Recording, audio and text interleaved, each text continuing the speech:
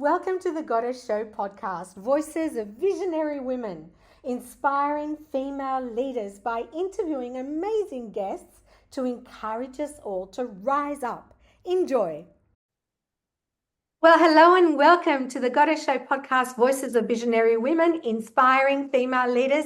And I have the most incredible interview for you today with our special guest, Sairan Aqrawi. Welcome to the show, Sairan. Thank you so much, Tula, for having me. My pleasure. Oh, fantastic. So I'm going to tell you about Sairan because her story is incredible. Sairan Aqrawi is an engineering, leadership and team performance strategist who helps technical leaders build high-performing teams and lead complex projects with clarity and confidence. She blends hands-on engineering experience with strategic leadership, communication and mentoring to drive results across multidisciplinary teams. As a mentor and speaker with organizations like Women in Technology and the Society of Women Engineers, Sairan empowers engineers, especially women, to step into leadership and create lasting impact. That sounds absolutely amazing, and it's great to see women in engineering and those types of professions, Sairan. So without further ado, I'm going to start with the very first question, which is personal. So what would you say are some of the biggest personal obstacles you have overcome on your way to success, and how did you do it? I feel the biggest obstacle that I had that when I was young and I graduated from engineering school, I felt the existence like I just graduated and got a degree, but I knew that I can do more, that I have something bigger than me. There was an inner voice keep telling me you can do better than this. So when I graduated right after that, my first job, I was working for NGOs. So we had those projects that rebuilding the border project at the border of Iraq. And back then, the president back then, Saddam Hussein, felt that everyone who worked for the NGOs, they considered to be spy and they got to leave the country. So the administration in the United States, they actually issue a political asylum operation. It was a military operation, and there was a fear of retaliation that make us, all of us, to move out of the country. So you So were back then, forced out of the country. yes, it was forced, but it was not our choice. So if you are a single, you can bring your parents. If you are married, you can bring your partner and the kids. Back then, I was in my 20s. I was not married, so I asked my parents to join me to move outside Iraq. But unfortunately, my mom could not do that because my father was dealing with late stage cancer. So Oh she has to no. stay with him. Yeah, so I had to move alone. But luckily, I had my uncle, my mom's sister's brothers, who was working with me at the organization as an engineer. So we moved to Turkey, and from Turkey, they evacuate us through a military operation to Guam. And that was like the biggest obstacle. Maybe the boldest move that I done in my life is to leave everything behind me, embracing the unknown, and with only $300, not knowing where I'm going, what I'm gonna Oh. do, and leaving all that, the safety, the And stability, your family as well. my family, six sibling, and I just didn't know what I'm doing. I just had to go, and here I am after 30 years. You know, the rest is history. Yeah. Wow, so you made it. That sounds like an incredible story. And just thinking about this is just from films or, series I've watched personally, that process of, moving from country to country as a refugee seeking asylum. It must have been an incredible experience that I'm sure you'll never forget. But more than anything, leaving your family behind because your father was ill. But what an amazing story. Thank you so much for sharing that with us, and how incredible to have you here with us today, 30 years later. Thank you. Thank you, Tula. Thank you. Wow. So, my next question to you is tell us about your business. Yes, I started the business actually right after I finished my master in engineering. And right after my master, I made a big mistake by starting my doctor right away. I was very motivated. I was like, yeah, I can do this. Let's do I can do doctoral. I it. can do I was just like the football player. I'm gonna win this, right? And I started without thinking that doctoral and PhD degree is totally a different things. I mean, you literally have to be in a cave and just do paper and study. And back then, my kids they were teenage, fighting all the time, boy and girl, and their dad is always was deployed outside U.S. So it was very hard on me. And the fate have something else for me. While I was doing my first semester doctoral at the university, the college asked me if I'm willing to speak with younger engineers, kind of like mentoring them around the real life of female engineer, what they should expect, what are the challenges, how they can step into their leadership, path and all of that. And I fell in love with it so much, Tola. I had to quit. I just dropped my doctoral. I was like, thank you very much. I'm not interested. And I started my first niche actually back then in 2018. I started mentoring and coaching women, international women who come to United States who's seeking their American dream. So I was only focused on international engineers. So I done that for a couple of years. Then, of course, I joined the ICF, the International Coaching Federation, and I become a certified coach, ACC. Then I changed my niche to business strategist. And then I start helping other women in their midlife to have the courage and the tenacity to start a small business. And I keep telling them this is not a side hustle, is a side heaven or haven, because they should find that hidden talent, hidden gem on them and start a small business. Then, right, like recently, I felt like my first niche calling me back again, helping engineers because I got so many testimonial and feedback from universities saying that they want me to go back and just coach and guide women and lead, in technology and women engineering. So I went back to my That's what old you're niche. doing now, is it? That's what I'm doing right now. Fantastic. And in fact, oh, I'm sorry, I interrupted you. No, that's fine. I'm partnering with the university, so I'm doing workshop for younger engineers, and also I am guiding and having coaching packages for women who want to step into leadership and how to step into their version of themselves. So I have a Sounds question like for you. we're aligned in purpose. That's exactly what I do as well. Yes, so Fantastic.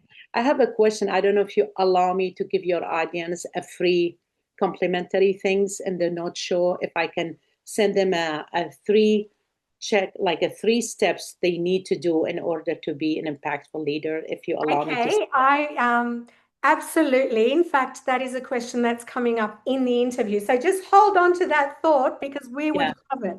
I have a question for you now. You mentioned there are specific challenges that women face when they go into the world of engineering. Would you care to share with us what a couple of those challenges might be that you help them with? Yes, I feel like most of the women, when I speak with them, they know their value, they know their skills, but they always feel unseen. They feel like they have no says, they have no impact at their work. And when I deeply ask them a lot of questions, we kind of, like we said in coaching, we peel the onions to go deep down to see what is the real reason for that.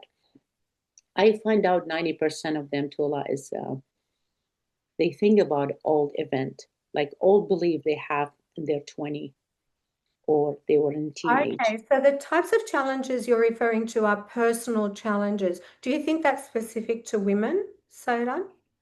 I feel women, we, because our emotion is very high, we tend to remember one bad comment and we don't remember 100 compliment. Okay, We so you remember help that them from one. a personal perspective.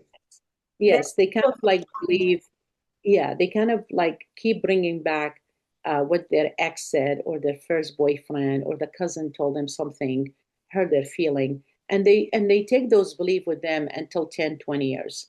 And Yeah. when I ask them why they are doing that, did I mean, I see you doing impactful work, you're doing great at, they said, yeah, but I remember when I started my first job, my boss told me this. So I always tell them, try to renew those beliefs. Those beliefs are expired, they're Oh, of outdated. course, of course. It's outdated What we because you call limiting beliefs, isn't it? believe exactly. You are in your 40 and you still remember what's your boss told you when you graduated, Yeah. the first job when you graduated, and he Yeah. told you something maybe hurt your feeling. So I feel the challenges are women, we fear those things, we hold onto those old beliefs, and we tend to seek perfection, especially women in engineering. I Okay. feel like I'm one of them. I lived the experience. I've been through all of those challenges myself. This is why I'm very passionate to help younger engineers not to repeat the same mistake I had in the beginning of my career. I've been through the experience, Oh, right? you've just answered my next, actually, you've just answered a question I was going to ask you. That's why Yes, you're so passionate because you've been through it. I've been through it. I understand what it means a younger engineer feel that she has no value at her job Yeah. because she think when she graduated, she had this degree and the degree is valuable to her. She spent 4 years Yeah, of course. degree, Absolutely. but yet she don't have a voice. Mm. When she come to work, she feel like she always have seek validation. Mm. She has to be, she has to blend in everything. Yes. She lose her uniqueness. Yeah, I don't know if, as a coach, in your experience, in my experience, everything boils down to self-worth, doesn't it? But yes. that's another conversation. So what I want to ask you now is what were the first few steps you took? I mean, I think you actually told us about your journey and where you are right now, but were there any first few steps you took that might help our listeners and viewers who might want to start a business themselves? Something, a couple of steps that might help them, do you think, that you can Yes. think of? I feel clarity. I'd always say clarity is a power because if you are all over the place, you're not going to accomplish anything. And Absolutely. when I say clarity, I mean like you give your 100% of any project you have. I have a podcast booked with you. I'm 100% with you, right? I give my full energy to you. I can be talking to you and looking at my email and texting my daughter Okay, because so then one of the clarity and focus. Yeah. so the first steps you took were clarity and focus to start your Yeah. business. Yeah. Fantastic. That's a Yeah. really great message. So you've Yeah. told us why you're passionate about it. What do you think along your professional journey have been your biggest challenges so far?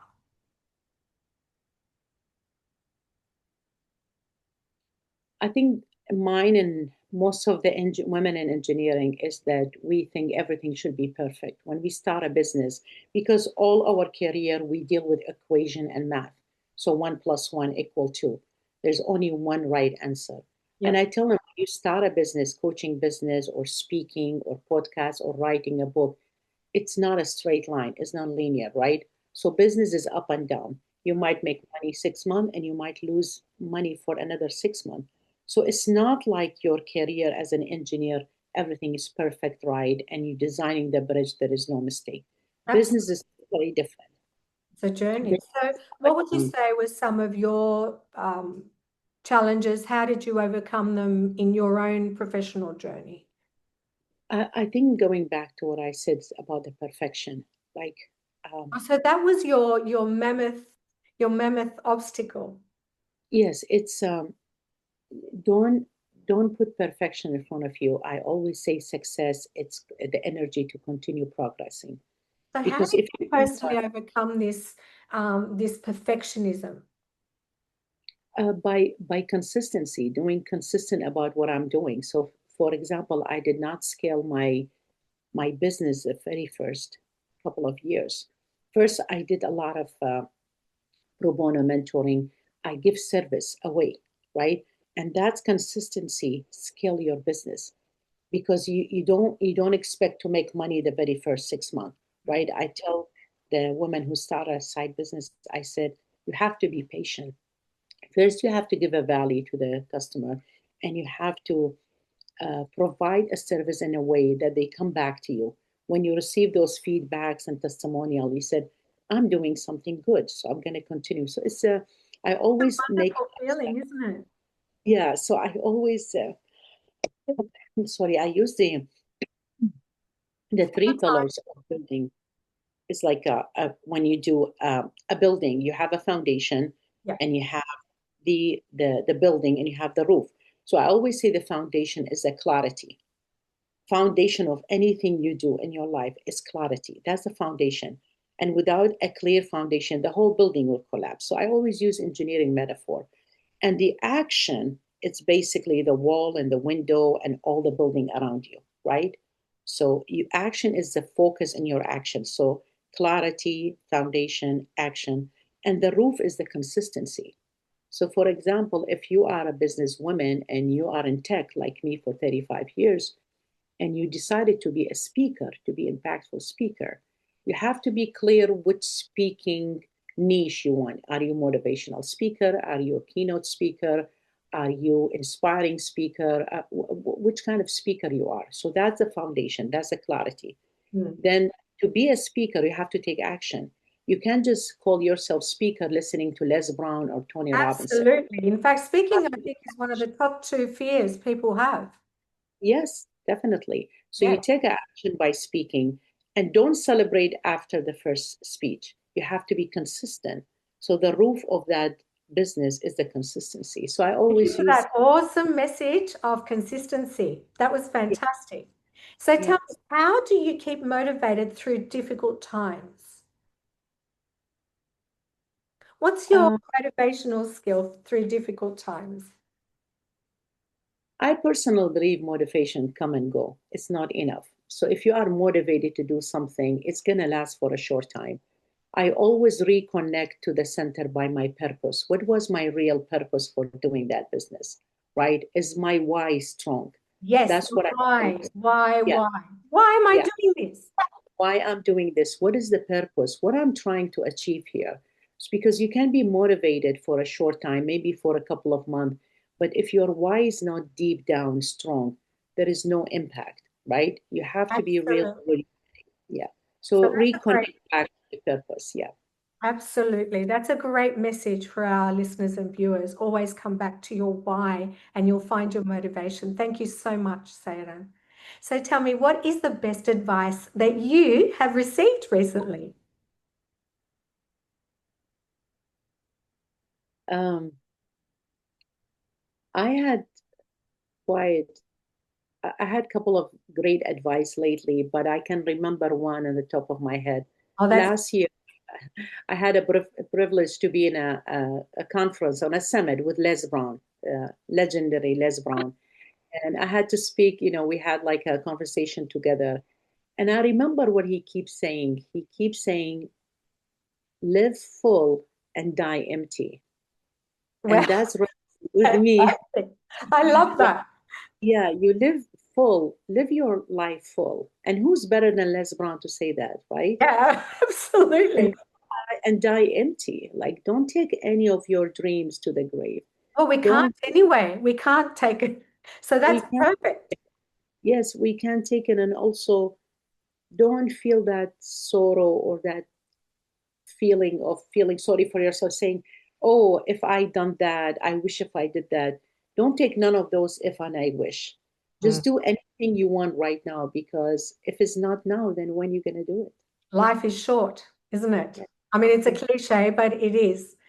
Thank you so much. That's great advice.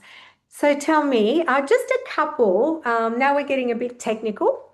What are your favorite business tools, resources, and why? Just a couple that you use. Yeah, I tend to see many people kind of shy away or they forget about the core or the basic, like basic things, basic core things to start any project. Again, we talked about clarity and focus and taking action. Mhm. I heard one time, I think this question to Robert Greene, the American author, saying, is there is any shortcut for success?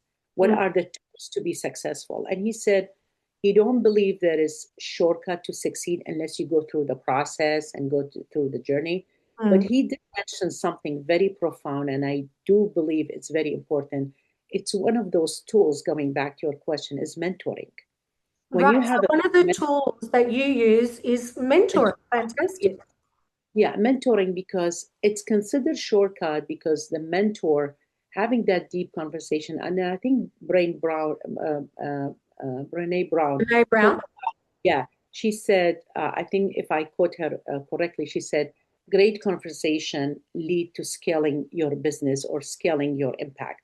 Mm. Because this conversation and doing mentor, having a trustful mentor, and you have a deep conversation with the mentor, you will go on different level and you're going to find the best version of yourself. So it's kind of like one of the tools that I really, really believe is going to make a difference.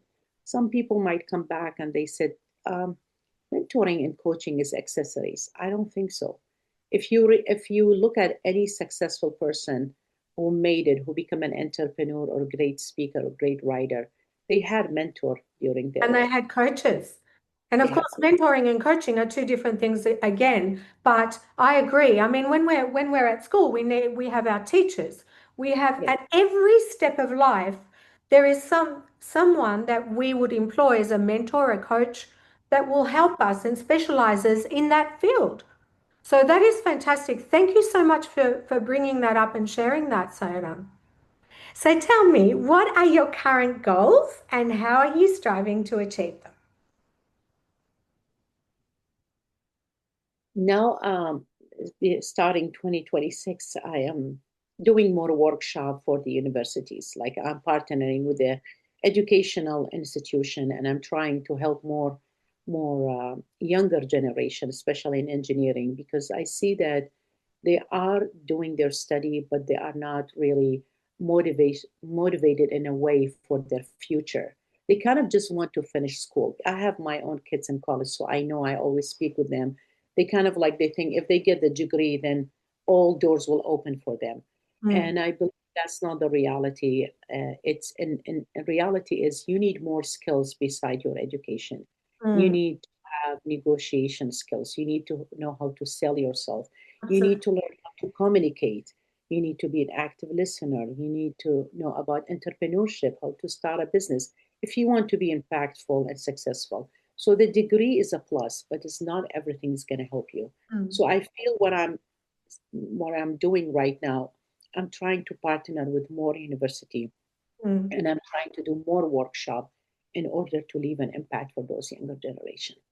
That sounds fantastic. And in fact, it did bring up another question for me, if you don't mind. You mentioned that students these days lack motivation. Do you think this is a new phenomenon, or do you think, I mean, is this new, or has this always been the case? I do see the difference when I did my master and how I felt very fulfilled and excited when I was doing my study and comparing myself with my daughter or my son. I don't see that excitement on them. Ah, Perhaps, yeah, perhaps it's the technology, is the AI, is social media. They have so many options this generation, and they lack of that motivation because when they open that phone, they see a young guy who invent an app and he become a millionaire overnight. So they right, kind of question why I'm studying, why right, I'm right, doing, right. why there is someone who's 18 and 19 and become a millionaire because he invents something. Mm. Well, not everyone is an innovator, right? Not everyone is Elon Musk, right? So Yes, if that's right. being logic, I mean, we need to bring that alive into our younger generation by make them think because innovation comes from great thinking, right? Now our generation, including my son who's 23 and my daughter 21, everything is easy, everything chat Everything is gpt. easy, and I think it has really dumbed us down actually. And our attention span is so short now, and I think that has a lot to do with it as well. But Sure, yeah, again, they are that's another conversation. exactly, exactly, they lose the patience and they are not using their brain anymore. I remember when I was in my Yes, kids, we did not use calculator in yes, engineering school. We have to calculate everything by hand. We have to use our brain. Now people stop using their brain. So I yes. feel even for women and men, you will feel old when you stop innovating. If you just copy And paste everything, learning, the value of education, yes, yeah, learning, learning, learning, and growing. I mean, when we stop learning and growing, what's left? Definitely. Yeah. Yeah, Learning. yeah. It's an infinity things. It's an infinity. I mean, you always have to get to a skill that keep you away from dementia and Alzheimer, right? Because Yes. you Yes. lose that if you don't practice your brain. It's like you're exercising your body. You need to exercise your As brain your as well. mind as well. Thank you so much for sharing that. Now, here's the next question for you, Sairan, and I'm going to rewind because you were making an offer to our viewers and listeners before. So I'm going to ask you now, are you currently running any promos, contests, or giveaways? Yes, for having been in your wonderful show, I'm gonna have in the note show. I'm gonna have like uh, rating. What do they learn? Your audience, if they learn three things or two things, if they give us a rate about the podcast, episode, and I will have them receive a landing page with three major leadership tools that they can take right away, like a simple Incredible. takeaway. And I said three because I feel like when you said more than three, people get overwhelmed. So even Yes. like, I think I heard one time Jeff Bezos said, if you can accomplish three things a day, that's a great day. So you Yeah, don't have to have a absolutely. list of 12 things or 15 things to accomplish.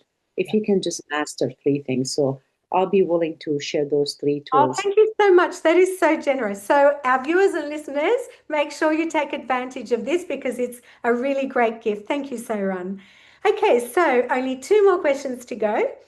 And my next question to you is, what advice would you give to other aspiring female entrepreneurs?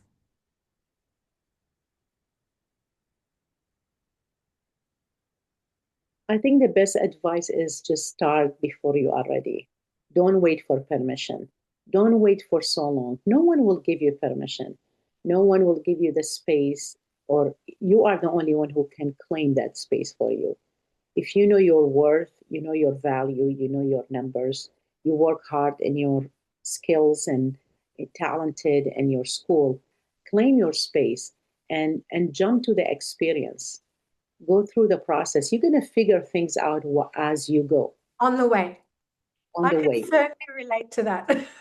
Yes, yes. Don't wait for the perfect time because there is no perfect time. There is no perfect time, and every minute is perfect, isn't it? Yes, it is. Fantastic. Thank you so much. That's really good advice. So, last question. How do we connect with you? Yeah, I guess my business is mainly, I mean, I'm very active in my Instagram page, Sairan Aqrawi. But if you want any guidance or coaching around your technical, or if you are a woman in engineering or woman in technology, you can reach out to me as well in LinkedIn, Sairan Aqrawi. LinkedIn, Instagram, and Yeah, under your name, or is it under a company name? it's under my name and my and my platform also Sairan Aqrawi, my website. And if they mention your name and your podcast, they will get 15 minutes complimentary on their LinkedIn and 15 minutes complimentary Oh, to. wow. Did you hear that to our listeners and viewers? Not only do you get 3 leadership tips, but you also get a 15-minute consultation with Sairan. Thank you Yeah, so much, Sairan. I wish you amazing success. Thank you for being a guest on the show and sharing your wisdom and with us. It's been an absolute joy and your incredible journey. Wow. Amazing. thank you so much for having me. Thank you very much. Bye, Sairan. Bye bye. Thank you for tuning in to the Gotta Show podcast. We hope you've enjoyed it. And if you did, feel free to like, subscribe, share, and we look forward to seeing you next time.